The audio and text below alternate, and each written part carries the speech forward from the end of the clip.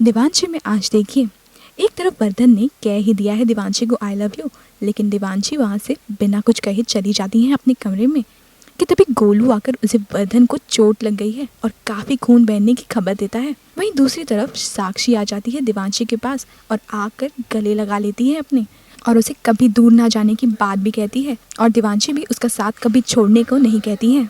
और तभी एंट्री होती है वर्धन की और वर्धन आए हैं केक लेकर साक्षी की मेमोरी वापस आने की खुशी में। और देवांशी शांत हो जाती है और साक्षी वर्धन के पास जाते ही वर्धन को गले से लगा लेती है, जिसके बाद केक कटिंग किया जाता है। लेकिन आपको बता दें कि कहानी में अभी काफ़ी ट्विंस आपको देखने को मिलेगा। वरदान मुझे प्रपोज कर चुका है और उसके बाद हम लाइक ऑब्वियसली जिस सिचुएशन के लिए आई वॉजंट रेडी, मतलब तो इसलिए आई एम जस्ट इग्नोरिंग और मैं आ जाती हूँ वहाँ से। ऑब्वियसली मेरे लिए मेरी प्रायोरिटी जो है वो साक्षी है, उसकी सारी खुशियाँ हैं और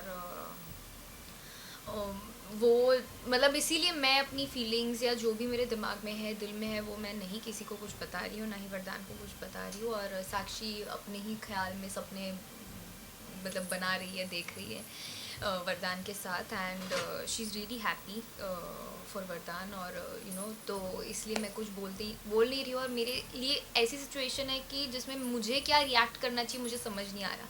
लाइक देयर इज़ साक्षी एक साइड पे जिसके लिए मतलब जिसकी खुशी मेरे लिए सब कुछ है, एंड देयर इज़ वरदान जो मेरी खुशियों का कारण हो सकता है या है। तो मुझे नहीं समझ आ रहा है दैट हाउ टू रिएक्ट, मतलब मैं कौन सी सिचुएशन पे कौन सी चीज़ पे क्या रिएक्ट करूँ। So I am in that trauma. और सडनली गोलू आके वो कहता है कि वरदान ने अपना हाथ काट लिया और बहुत प्योरली बिहेव कर रहा है। So there something again a shock for me कि क्या कर दिया उसने, और मैं बस भाग रही हूँ नाउ। अब द थिंग इज़ कि आगे क्या उसने क्या नया कांड कर दिया है वरदान ने। मेरे लिए यही होगा कि मैं वरदान को कन्विंस करूँ कि तू प्लीज़ इस रिश्ते के लिए हाँ कर दे, बिकॉज़ मैं बिल्कुल नहीं चाहती कि मेरी बहन ऑब्वियसली 14 साल बाद एक नॉर्मल लाइफ जी रही है, एक नॉर्मल लोगों की तरह, बिकॉज़ वो मेंटली थोड़ी सी डिस्टर्ब थी। अब जब ठीक हो गई है और उसको सारी खुशियाँ मिल रही है, तो मैं बिल्कुल नहीं चाहती कि वो किसी भी तरह का शौक या उसको झटका लगे। सो मैं बस उसे कन्विंस करी कि प्लीज़ हाँ कर दे, जस्ट फॉर माई सिस्टर्स सेक। मेरे लिए कुछ ईजी नहीं होने वाला है, बिकॉज आगे क्या क्या चीज़ें कैसी कैसी सब आएगा मुझे नहीं पता है। साक्षी को भी संभालना है, मतलब मुझे ये भी ध्यान रखना है कि साक्षी को बिल्कुल पता ना चले दैट आई लव वरदान। और आई प्रॉबेबली मेक श्योर कि ये चीज़ कभी सामने ना आए, और ना ही मैंने वरदान को ये सारी चीज़ें मेरी फीलिंग्स कन्फेस की है। So that's about it.